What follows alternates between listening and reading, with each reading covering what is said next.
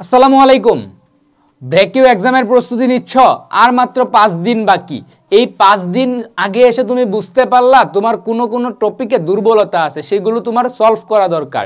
আর তার জন্য দরকার তোমার ক্লাস। যদি তোমার এমন কোনো প্রবলেম থাকে এবং তুমি যদি চাও যে ক্লাস করার পর তোমার প্রস্তুতি ঝালাই করে নিতে এক্সাম দেওয়ার, তবে তুমি পারচেস করতে পারো আমাদের ব্র্যাক ইউনিভার্সিটি এডমিশন কোর্স।